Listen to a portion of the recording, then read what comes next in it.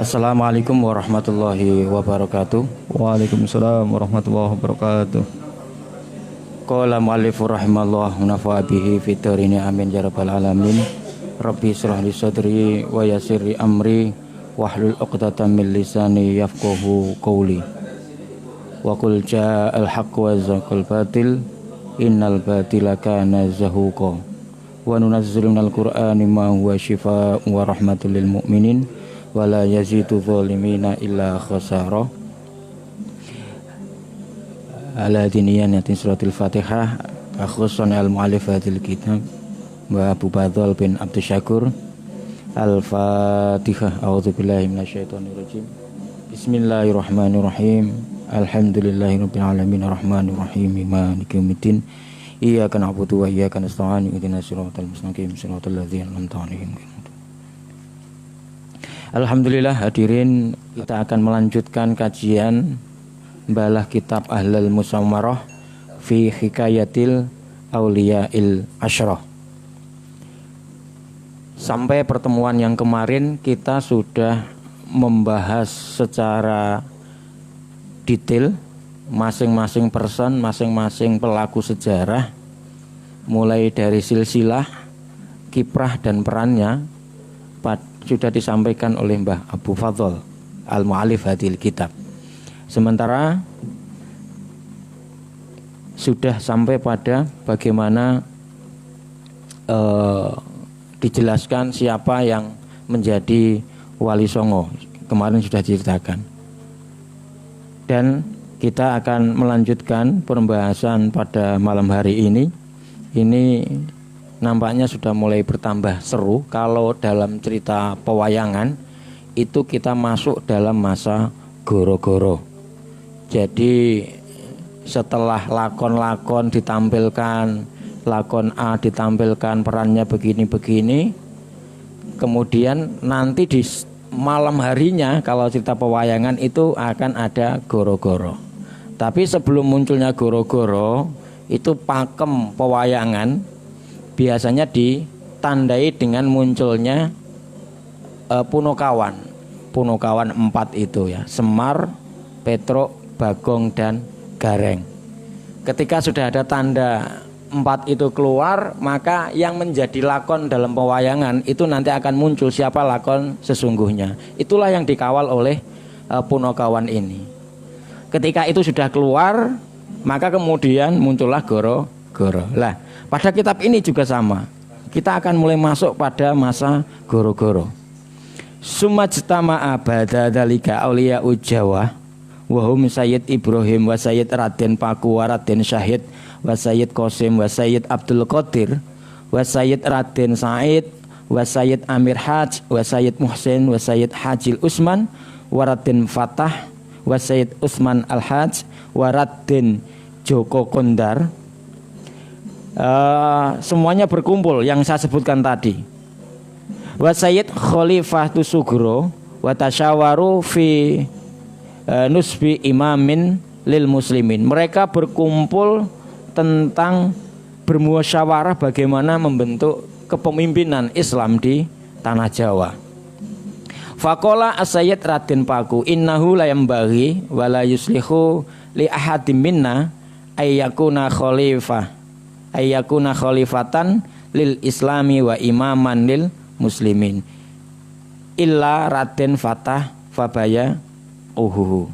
Maka kemudian dalam musyawarah itu, karena Raden Paku mengusulkan bahwa kita sudah semestinya untuk membentuk atau mengusulkan kepemimpinan Islam di masa itu, sehingga terpilihlah Raden Fatah diusulkan. Yang paling cocok adalah Raden Fatah.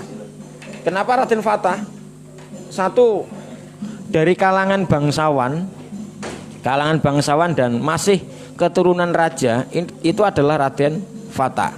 Dulu sudah saya sebutkan bahwa Raden Fatah ini merupakan anak Brawijaya V yang berasal dari Selir, seorang putri Cina yang waktu itu.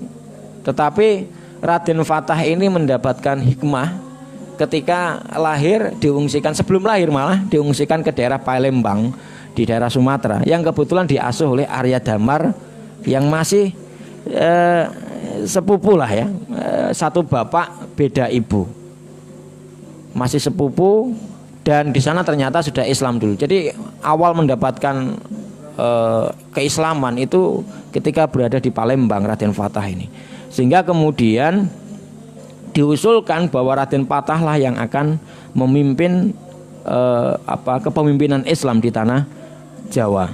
Fawaqa'uhu ala dzalika jamil auliya fabaya'uhu wa sara imaman lil muslimin thumma raja'a Raden Fatah ila Demak wa takhadahu darul mamlakah. Kemudian semua sepakat, para wali sepakat Raden Fatah lah yang memimpin, sehingga kemudian Raden Fatah mendirikan Darul Mamlakah atau semacam kadipaten waktu itulah, belum kerajaan karena masih ada Majapahit. Inilah hadirin bapak-bapak dan ibu-ibu yang budiman, saya akan coba menguraikan dua versi ya tentang bibit-bibit perseteruan antara Demak dan Majapahit. Tetapi sebelum saya masuk ke sini, kita melihat peta dunia terlebih dahulu. Jadi secara global, dunia Barat waktu itu sudah mulai berkecamuk perang salib lah ya, the Crusade, perang salib.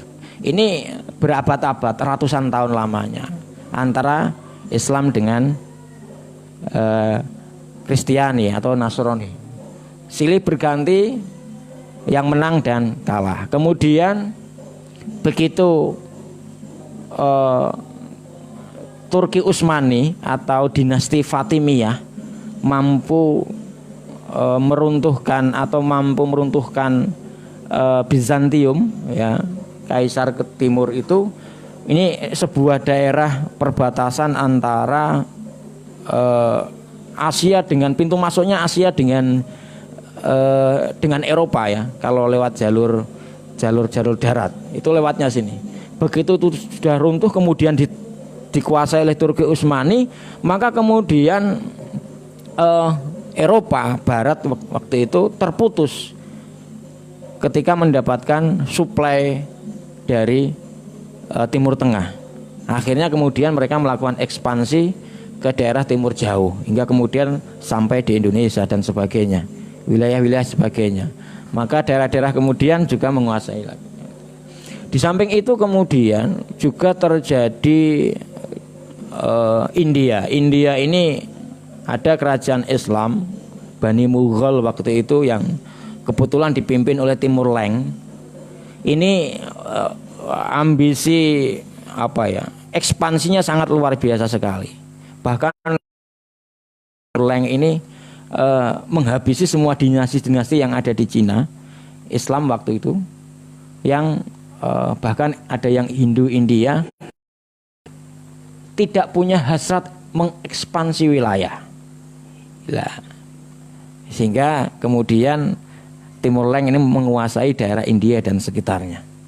Jadi di satu sisi ada Turki Utsmani, di satu sisi ada dinasti di India yang sama-sama Islam. Karena kedekatan Timur Leng yang ingin menguasai wilayah ini coba mempengaruhi Demak untuk melakukan ekspansi. Begitu juga Turki Utsmani mencoba untuk memberikan asistensi lah kepada Demak bagaimana membangun atau mengekspansi wilayah menjadi besar.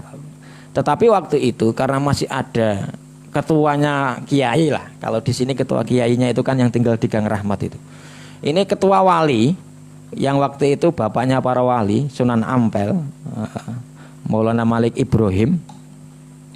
Ini tidak menyetujui apabila Demak menyerang Majapahit. Jadi selama masih ada Demak, selama masih ada Sunan Ampel ini, Demak tidak diperbolehkan untuk menyerang Majapahit. Tetapi waktu itu ada sebuah cerita yang menarik, ini versi Serat Darmo Gandul ya. Karena ada dua versi, satu Serat Darmo Gandul, yang satunya serat yang lain. versi yang pertama dari Serat Darmo Gandul ini mengatakan bahwa Demak itu nyerang Majapahit. Tapi versi kedua tidak ada penyerangan antara Demak dengan Majapahit. Tapi saya akan berbicara yang versi pertama dulu, yang Demak nyerang Majapahit.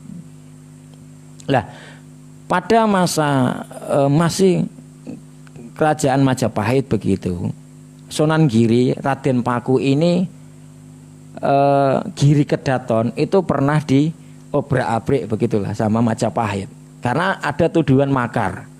Karena Raden Paku ini hasrat untuk mendirikan kerajaan Islam di Jawa ini sangat luar biasa, sehingga begitu dihancurkan oleh Majapahit, akhirnya apa?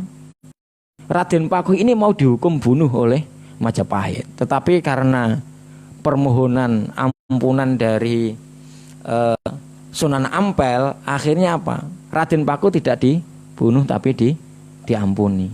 Bisa jadi karena inilah kemudian yang menjadikan Raden Paku itu punya api yang membara, dendam yang membara. Karena kita lihat Raden Paku ini ya sama sebenarnya, dia itu juga keturunan raja ya, tapi dari pihak perempuan dari kerajaan Belambangan. Kalau ayahnya kan Maulana Ishak, ibunya Dewi Sekardadu yang dibuang di laut itu kan. Itu versi yang pertama. Jadi Raden Paku ini yang ada bibit-bibit istilahnya diduga ini memiliki dendam dengan Majapahit. Nah, kemudian yang kedua, kenapa bisa terjadi pertempuran?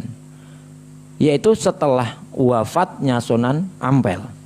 Wafatnya Sunan Ampel kemudian para wali berkumpul. Jadi yang tidak setuju itu Sunan Ampel sama Sunan Kalijogo. Ini yang tidak setuju terjadi pertempuran. Karena satu, ketika terjadi pertempuran tidak ada alasan apapun untuk membenarkan terjadi perang antara Demak dengan Majapahit. Karena apa?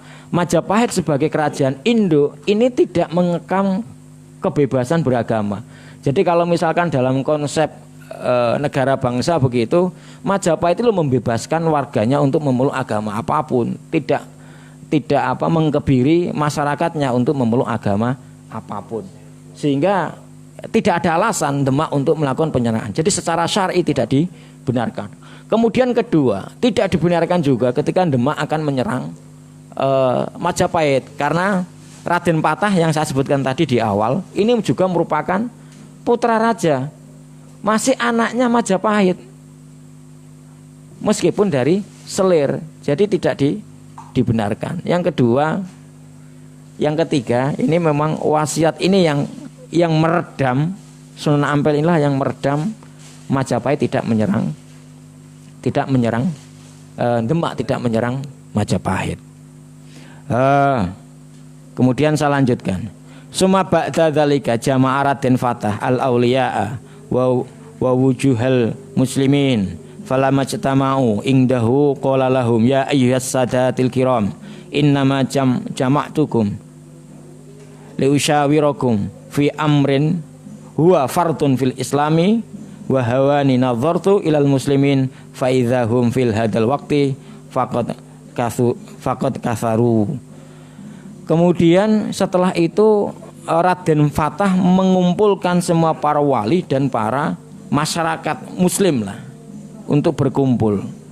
Ketika mereka sudah berkumpul begitu, Raden Fatah mengatakan begini, wahai para masyarakat Sadatil Kiram begitu, yang terhormat, teman-teman dan sebagainya, sesungguhnya saya menghadirkan kalian ini ingin mengajak musyawarah, membahas sebuah perkara yang fardu, yang wajib dalam Islam. Karena saya melihat bahwa masyarakat muslim di Jawa, di Demak ini sudah banyak begitu. Wa ini dzonantu yan annal jihada qad wajaba alaihim lima jtama indahum minal adati wal ududi. Saya memandang, ini Raden Fatah ya, memandang bahwa wajib bagi kita, karena secara jumlah untuk apa istilahnya berjihad melawan Majapahit. Wadal Maliku Brawijaya wa awanihi wa qaumihi arikina fil kufri. Afala yajibu alina qataluhum fi sabilillahi wa i'la'i kalimatihi. Maka apakah tidak menjadi kewajiban kita untuk memerangi Raja Brawijaya dan para kaumnya yang berada dalam kekufuran? Nah, gitu. Untuk menegakkan sabilillah dan menegakkan kalimat Allah. Fa'in waqifuni ala dzalika amrina al-muslimina bil istidadatil jihadi wa idatil islahati wal alati. Maka kemudian para masyarakat setuju untuk berperang atau mempersiapkan jihad lah melawan Majapahit dengan mempersiapkan alat-alat perang. Wa anadha mustadhirun minkum al jawabu faqalu jami'an wa kifnaka ala zalika. Oke nggih, kita semua siap Raden Fatah begitu ya. Jawaban orang-orang begitu. Wa samahna laka bi taati fis sayri ala asna masaliki summa tasyawaru fi man jala muqaddimul asakiri wa qaidal harbi faqala sayyid Raden Paku al aula bidzalika inda sayyid Usman Haji fawaqifuhu ala dzalika wa jalumahu Amir Husain wa Amir Hamzah bin Sayyid Muhsin fajama'ul junudu wa rattibu al asakira wa aitu al asihata wa kullamat wa kullama tija ilaihi fil jihati wajtama'u fi Demak. Maka kemudian Raden Paku mengusulkan, loh kalau kita perang itu siapa panglima perangnya? Maka kemudian Raden Paku mengusulkan, ini kayaknya ini ya dibilang provokator ya kalau bahasa di sini ya. Raden Paku mengusulkan bahwa yang menjadi ini adalah Sayyid Usman Al-Haj yang kemudian bergelar dengan Sunan Ngudung. Kemarin saya ceritakan Sunan Ngudung itu membawai wilayah Bojonegoro, Rembang, Pati, Purwodadi lah, daerah segitulah ya. Karena tepatnya di daerah Cepu lah, kira-kira Ngudung itu. Dan didampingi oleh siapa ini tadi? Amir Husain wa Amir Hamzah bin Sayyid Muhsin. Kemudian mereka semua mengumpulkan pasukan di Demak. Jadi gambaran sederhananya, karena ini ceritanya nanti perangnya akan panjang, maka saya lanjutkan. Begitu Sunan Ampel wafat, akhirnya Demak bersepakat untuk melakukan penyerangan ke Majapahit yang dipimpin oleh Sunan Ngudung. Nanti sama-sama ya, Sunan Ngudung itu meninggal di Palagan itu atau di pertempuran. Begitu juga panglima perang. Jadi kalau saya baca sejarah itu, kalau di versi yang lain, ini Demak waktu itu menyiapkan 7.000 pasukan. Sementara Majapahit itu wakila 11.000, dan kalau di kitab ini itu disebutkan 20.000 alfu alfin. Jadi 20.000 juta. Ini 20.000 juta yang ngumpulkan orang bagaimana ya? Bahasanya alfu alfin. Ewu. Kemungkinan 20.000 lah. Kalau 20.000 juta kayaknya kok. Lah ya zaman semono itu kira berapa dapil yang dikumpulkan itu kira-kira kalau zaman sekarang isruna alfi alfin. Ini kan 20.000 juta ya kalau secara arti ini kan. Kemungkinan 20.000 lah. Sementara kerajaan Demak itu 7.000. Jadi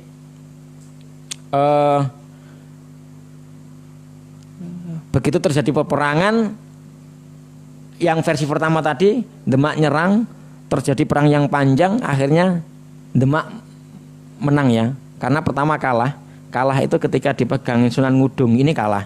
Kemudian kepemimpinan, karena rata-rata para wali ini panglima perang semua. Rata-rata para wali. Kemudian Sunan Ngudung punya anak namanya Sayyid Ja'far Shodiq. Ini yang kemudian bergelar Sunan Kudus. Ini panglima perang Demak. Inilah yang kemudian menjadi think tanknya Demak mengalahkan Majapahit. Ini versi yang pertama. Dibantu oleh Arya Damar. Jadi Palembang membantu, kemudian juga dibantu oleh Timur Leng, India, dan juga diasistensi oleh tadi yang saya katakan kerajaan Turki Utsmani. Jadi mendapat backup secara moral lah begitu dari Turki Utsmani untuk membentuk kerajaan Islam di tanah Jawa. Nah, begitu terjadi Sunan Kudus yang memimpin, akhirnya melakukan infiltrasi di dalam, tidak melakukan penyerangan secara langsung karena melemahkan dari dalam lah, dari pusat kerajaan dilemahkan. Begitu kalah baru kemudian Majapahit ini bisa dilumpuhkan. Kemudian yang berada di mana di Sumatera itu juga membackup juga yang menghancurkan pangan atau persediaan pangan kerajaan Majapahit, sehingga Majapahit lumpuh. Ada satu bupati yang Betara Katong itu tidak setuju kalau Majapahit ini Demak ini menyerang Majapahit. Makanya dia yang paling tidak setuju terjadi peperangan. Akhirnya kemudian Betara Katong itu akhirnya memilih membela Majapahit sebagai tanah airnya lah ya, karena waktu itu Ponorogo masih di bawah kerajaan Majapahit, menjadi panglima perang yang diperintahkan oleh Majapahit untuk membackup atau membantu melawan Demak. Begitu semuanya Demak sudah dikalahkan oleh Majapahit, maka kemudian Raden Patah ini sowan ke ibu mertuanya atau istri dari Ampel, minta izin untuk mendirikan kerajaan Demak. Tapi nasi sudah menjadi bubur. Majapahit sudah kalah lebur, sudah dibilangin, kamu ini termasuk berdosa dan bersalah karena melakukan 3 hal yang tidak dibenarkan, karena menyerang Majapahit. Lah, waktu itu yang terjadi kemudian karena Prabu Brawijaya ini sempat terselamatkan oleh special force lah ya, pasukan khusus lah. Dulu Majapahit itu terkenal namanya special force-nya itu, kalau di TNI itu kan Kopassus ya, Kopassus, ada Kopaska. Kalau darat Kopassus, kalau laut Kopaska, kalau udara saya kurang tahu namanya. Nah, kalau di Majapahit dulu namanya Bayangkari. Ini special force atau pasukan khususnya Majapahit. Nah, diselamatkan hingga kemudian berada di daerah Blambangan. Yang dikhawatirkan adalah meskipun Majapahit dapat dikalahkan, tetapi negara-negara bawahan, kerajaan-kerajaan kecil yang masih berada di bawah Majapahit ini dikhawatirkan akan dihimpun lagi oleh Prabu Brawijaya waktu itu, sehingga ada yang bertugas mengende-ngende, melerai lah bahasanya, mengojo-ojo. Itu yang bertugas adalah Sunan Kalijogo, sehingga Sunan Kalijogo mendapat khusus karena Sunan Kalijogo ini termasuk yang tidak setuju terjadi perperangan, hingga kemudian Sunan Kalijogo ini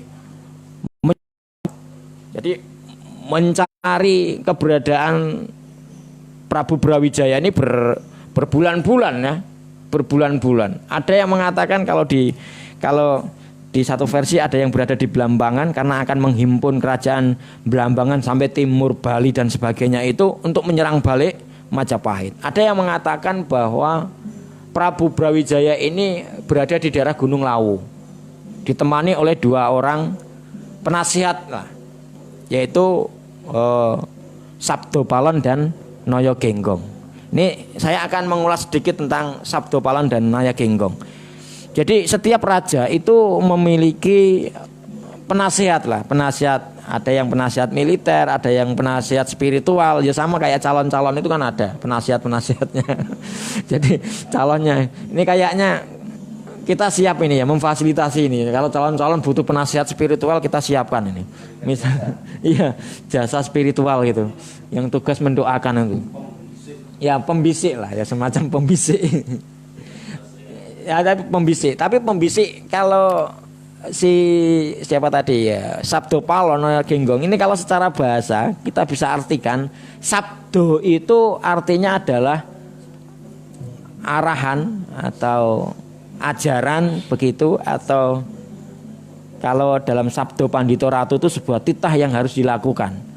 Nah, sabdo ini sebuah arahan, sementara palon ini merupakan corongnya ya, corong semestanya. Jadi ketika Sabdo Palon itu sudah memberikan nasihat arahan kepada Prabu Brawijaya, maka bisa dipastikan bahwa itu merupakan Sabdo Pandito Ratu dan bisa diartikan bahwa itu murni atau itu merupakan ya pembisik yang paling kuat lah.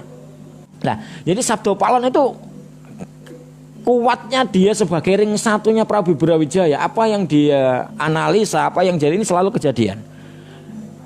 Kemudian sementara yang kedua, Naya Genggong. Naya ini bermakna abdi ya, abdi atau kawulo raja lah, abdi raja. Jadi Sabdo Palon sama Naya Genggong ini persis atau dua padanan yang pas.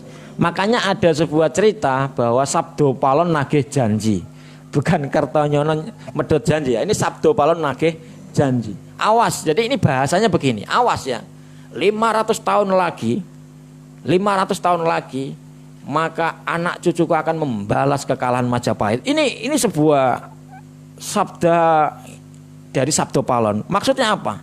Tepat keruntuhan kerajaan Majapahit 1484 500 tahun lagi kalau kita coba Gatoloco ya, ini Gatoloco ya, menggatok-gatokkan. Itu kalau ditambah 500 itu 1984.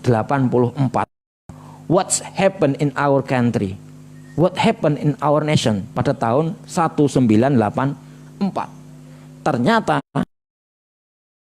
1984 itu ada kejadian unik di gedung MPR DPR yang kemarin yang rencananya mau saya jadikan kantor nggak jadi itu di situ terjadi ditetapkan TAP MPR RI yang memperbolehkan ajaran atau aliran kebatinan atau apa ini masuk dalam dilindungi undang-undang. Jadi ini dikatakan bahwa ini adalah bentuk dari sumpah atau janji dari Sabdo Palon itu. Jadi ini hanya sekedar gatologi, jangan diartikan wah jangan-jangan iya itu 500 kemudian memang itu janjinya Sabdo Palon karena kalah ya, Majapahit kalah dengan kerajaan Demak, akhirnya seperti itu. Dan kita tahu siapa tahun 1984 yang memimpin waktu itu, presidennya adalah Presiden Soeharto. Kita tahu Soeharto siapa? Soeharto adalah rata-rata dari kaum Mataraman. Nah, ini kan jadi nanti mohon diluruskan kalau saya salah. Ini jadi yang membedakan kerajaan Demak, Pajang dengan kerajaan Mataram, Kertosuro dan seterusnya. Ini ada peran wali. Peran pembisik Sabdo Palonnya adalah para wali ya. Mulai Demak sampai Pajang ini masih di apa istilahnya masih diampu atau dinasihati oleh para wali atau para ulama sampai Pajang. Tapi Pajang ini para wali khususnya Sunan Kalijogo itu sudah sangat sepuh sekali. Tetapi kemudian ketika kerajaan ini sudah berubah ke jadi Mataram Islam, bukan Mataram kuno ya, Mataram Islam. Ini kemudian tidak penasihatnya tidak ke para wali lagi, tidak para ulama lagi, tapi cenderung ke arah selatan. Mohon maaf yaitu ke arah Segoro Kidul. Jadi ada anekdot atau apa istilahnya, ada stereotip di masyarakat atau stigma atau dogma ya, bahwa Raja Mataram itu katanya menikah dengan Nyi Roro Kidul atau Putri Laut Selatan. Ini secara mistis begitu. Ini nanti mohon diluruskan apabila itu salah. Jadi yang membedakan Demak, Pajang dengan Mataram ini adalah pembisiknya atau apa istilahnya ya, itu tadi abdi dalam yang sangat dekat itu.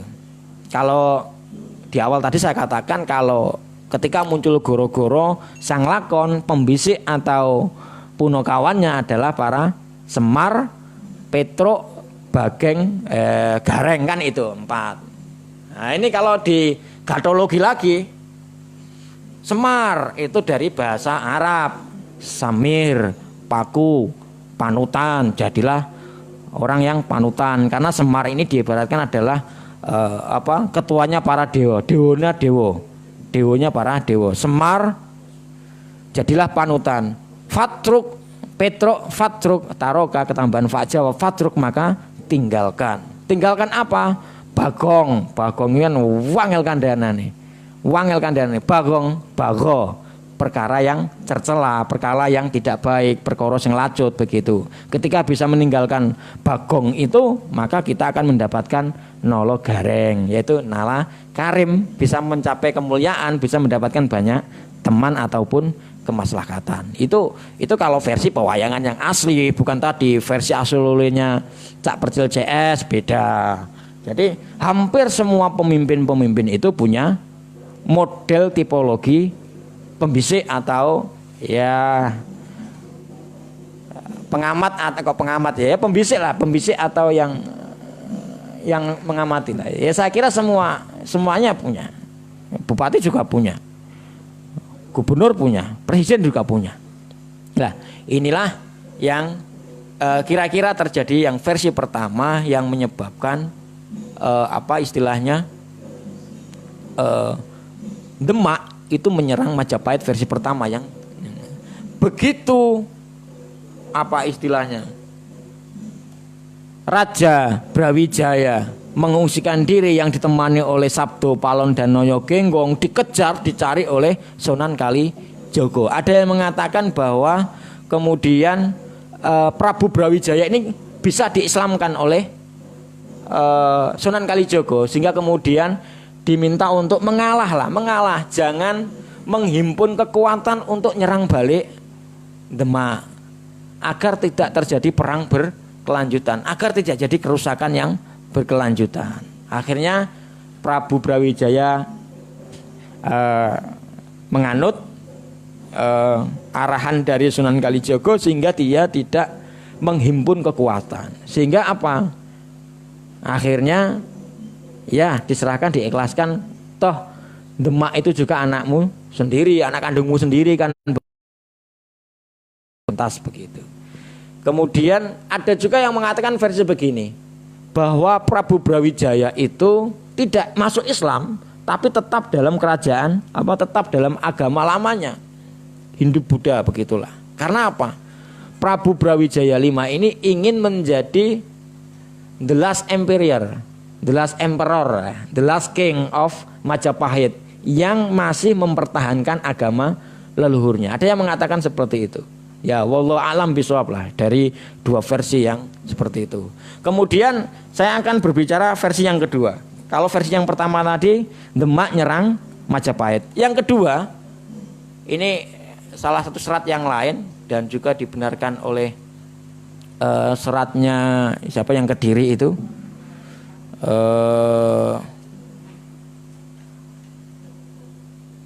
Saya agak lupa namanya ya. Ronggo Warsito ya. Ini juga membenarkan yang versi yang kedua bahwa Demak tidak menyerang Majapahit. Tetapi versinya begini, bahwa ketika Majapahit sudah rapuh, terjadi perebutan kekuasaan di internal begitu. Maka kemudian yang menang dan bahkan diserang oleh kerajaan Kediri waktu itu yang dipimpin oleh Giriwardana kalau nggak salah, dan juga dibenarkan dalam sebuah novel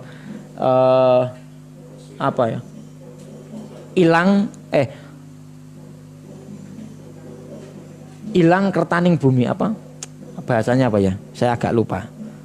Ilang Musno Kertaning Bumi ya begitu ya. Jadi Ilang Musno Kertaning Bumi ini Kediri yang masih juga masih juga keturunan Majapahit ini menyerang Majapahit, sehingga kemudian Kediri ini yang Giriwardhana ini bergelar Prabu Brawijaya VI.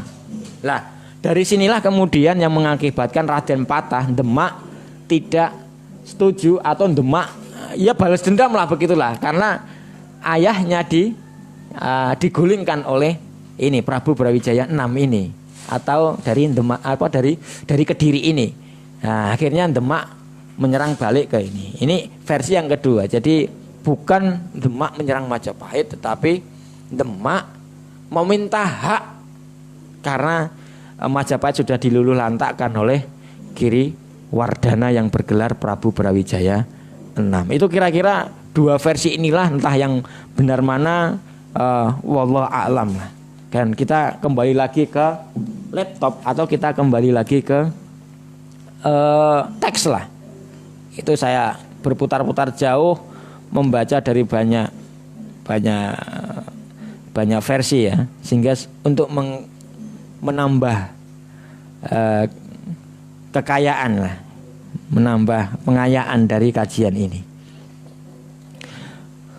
Bismillahirrahmanirrahim. Wa fi Majapahit fi dzalikal waqti rajulun yuqalu lahu Arya Tanduran walahu salah satu auladin dzukuruhum Gajah Mada wa Gajah Welo wa Gajah Seno wa haula'i salah satu soru wuzara'a lil Maliki Brawijaya. Di Majapahit pada waktu itu ada seorang laki-laki yang dikenal dengan Arya Tanduran. Dia memiliki 3 orang anak yang bernama satu Gajah Mada, yang kedua Gajah Welo, dan Gajah Sena. Mereka semuanya menjadi patih atau pembesar-pembesar di kerajaan Majapahit. Saya akan coba mengingatkan memori Bapak Ibu tentang siapa Arya Tanduran. Jadi kalau kita mulai dari silsilah kerajaan Pajajaran, waktu itu Prabu Sang Mundiwangi memiliki anak Arya Banjar memiliki anak Arya Mentaun memiliki anak Rondo Kuning. Lah, Rondo Kuning inilah memiliki 3 orang anak, satu Arya Galuh, yang kedua Arya Tanduran, yang ketiga adalah Arya Bungah. Arya Tanduran dan Arya Bungah ini ada irisan dengan Majapahit, karena 3 orang anaknya Arya Tanduran ini menjadi pembesar-pembesar Majapahit. Sementara yang dari versi Arya Galuh, baik itu Arya Briben, Arya Tejo, Ki Joko Tarub, ini memiliki irisan dengan para wali-wali Songo yang saya sebutkan sebelumnya. Jadi 3 orang anak yang dari Rondo Kuning ini yang satu Arya Galuh ini irisannya ke Wali Songo, sementara yang 2 Arya Tanduran dan Arya Galuh ini irisannya ke Majapahit langsung, atau menjadi pembesar di kerajaan Majapahit. Ama Gajah Mada fafawwadha ilahi amrul mukhosomati. Gajah Mada ini menjadi pemimpin atau special force lah, pemimpin pasukan khusus. Wa amma Gajah Welo fafawwadha ilahi amrul jiz'ati wa amma Gajah satu lagi Gajah Seno, ini kurang ya, kurang teksnya, cuma tulisannya Gajah aja. Gajah Seno fafawwadha ilahi amrul junudi wal hurubi. Jadi 3 orang anak dari Arya Tanduran ini masing-masing mempunyai bagiannya. Gajah Mada menjadi pemimpin pasukan khusus. Kemudian Gajah Welo ini menjadi panglima perang. Sementara Gajah Seno ini dia ya bisa komandan perang juga, ambil junudi wal hurubi, ya panglima perang juga. Wa taqaddama anna li Brawijaya waladan ismu Raden Gugur wa qad ja'alahu Brawijaya wakilan lahu walahu waladani wa huma Lembu Anas Roya wa Lembu Kanigoro wa jala Brawijaya kulan min huma, semuanya. Jadi Brawijaya ini juga memiliki anak namanya Raden Gugur, dan Raden Gugur ini memiliki 2 orang anak namanya Lembu Anas Roya dan Lembu Kanigoro. keduanya ini dijadikan apa ya? Ya panglima perang juga di kerajaan Majapahit. Wa taqaddama anna Brawijaya ja'ala Raden Husain bin Arya Damar amiron fi Terung wa laqaba fi Pecat Tondo. Sementara Raden Husain bin Arya Damar ini menjadi bupati lah di Terung. Wa laqaba fi Pecat Tondo, namanya Pecat Tondo. Jadi saya ingatkan juga Amir Husain ini anak Arya Damar. Arya Damar itu anaknya Prabu Brawijaya yang ditaruh di Palembang. Kemudian Brawijaya mempunyai istri seorang putri Cina. Begitu ngandut usia 7 bulan dibuanglah atau ditaruhlah di Palembang, dititipkan ke Arya Damar. Yang waktu itu diceritakan, Mar Damar iki mbokmu, jangan kamu sentuh, maksudnya jangan diembem gitu loh maksudnya, karena masih dalam keadaan hamil begitu ya. Begitu ini sudah melahirkan, lahirlah Raden Fatah kan gitu. Nah, kemudian ternyata ibunya Raden Fatah yang istrinya Brawijaya dinikahi oleh Arya Damar. Arya Damar ini padahal anaknya, jadi anaknya dapat ibunya, ibu tiri lah. Nah, dari ibu tiri itu lahirlah Raden Husain bin Arya Damar. Jadi Raden Husain dengan Raden Fatah ini tunggal ibu beda ayah, ya. Ya, agak ruwet nanti, bingung. Saya juga bingung kalau nggak lihat bagan lagi, makanya saya catat. Wali Jauzati Brawijaya alladzi min Ponorogo akhun ismuhu Dandang Wecana wa jalahu Brawijaya amiran fi Majapahit walau walakun ismuhu Raden Banjar wa stautana Raden Banjar fi quryatin yuqalu laha Tengger walakobabi Dandang Wurahan. Sementara istrinya Brawijaya yang dari Ponorogo, saudaranya dari Dandang Wecana itu dijadikan oleh Brawijaya menjadi bupati di daerah Majapahit. Nah, dari istrinya ini lahirlah Raden Banjar yang tinggal di daerah yang dikatakan Tengger atau Bromo lah, daerah Bromo situ, daerah mana itu? Ya Gunung Bromo itulah, Jawa Timur itu. Kemudian walako babi Dandang Urahan, dikenal dengan istilah Dandang Urahan. Wali Jauzatihil ukhra akhun ismuhu Ulung Kambang jalahu amiron fi Brungkal fi min jazirati Madura. Sementara dari istri yang lain, saudaranya yang bernama Ulung Kambang ini dijadikan bupati juga di daerah Brongkal, daerah Madura.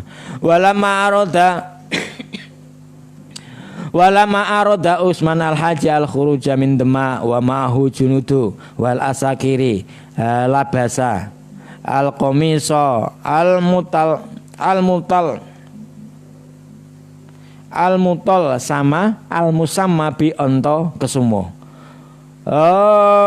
Usman Haji atau Sunan Ngudung sebagai pemimpin ya, ini keluar bersama pasukan Demak memakai baju perang lah yang disebut dengan onto kesumo. Ini onto kesumo ini kalau sekarang itu dikenal oleh para lelaku lampah Topo Broto, itu bentuknya itu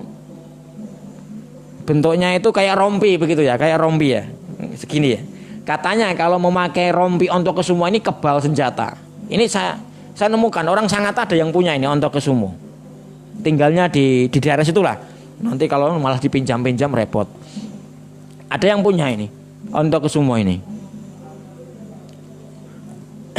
Wawada'a Raden Fatah, dan kemudian si Sunan Ngudung Usman al-Haji ini meminta izin kepada Raden Fatah untuk berperang. Kemudian fa'adzana lahu fakhraja wa sara raqiban alal farosi al-azhami amamal asakiri wal junudu mudhallalan. Kemudian minta izin kepada Raden Patah untuk berangkat perang dengan menunggang kuda, berada di depan para pasukan begitu ya. Yang diaup-aupi mudholalan, apa bahasa Indonesianya?